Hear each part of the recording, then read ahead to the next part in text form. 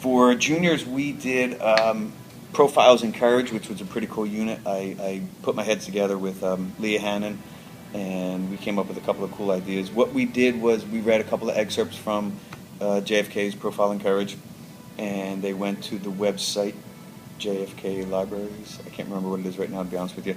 And they were able to see the past winners, the actual past winners of the award, and then they had to research one of those winners and do a 1.5 to 2 page research paper on them with just one source, just one outside source, and just to give them a feel for exactly what kind of person won the award.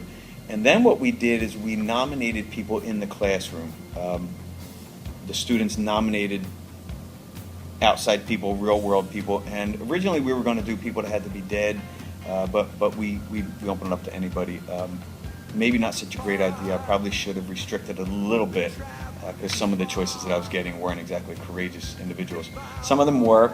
For instance, one of them was kind of outside the box. One of my students nominated the Harlem Globetrotters, and it turned out to be very courageous, a nice piece. What they ended up doing with that was researching those people and creating a 3 to 4 page research paper on them, and then introducing that to the class in the form of like an argumentative speech, trying to win the rest of the class over.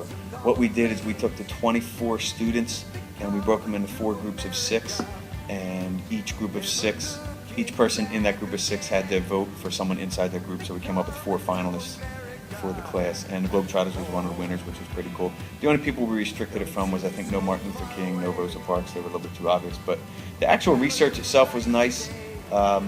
The choice and the speaking part of it was nice too, and it gave the students like a competition and something to vote on as far as that went. It was pretty cool. Don't put that on camera. All right, you ready?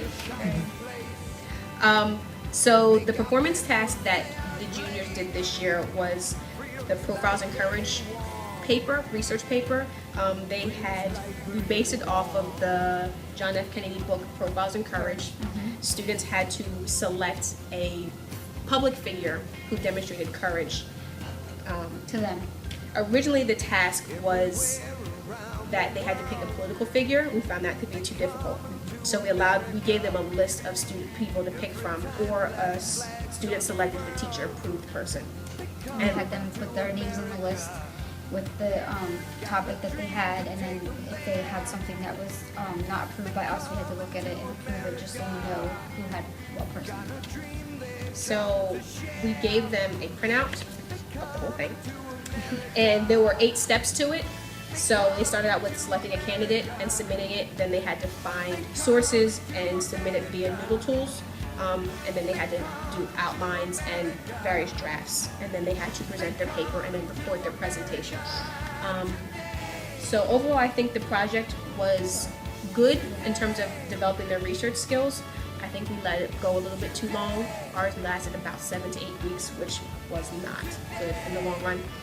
So I guess in terms of revisions for next time, really make sure you know who you're allowing your students to select. It would be good if the teacher knows about the person to know that there's sufficient information online for research. Or you can get like a list of people ahead of time that you think that they'll go to, just so you know, like Luciana said, if it is a good person or not, because we actually had to go in, remember that, and take people off the list because there wasn't a lot of information on them that were on the list to begin with.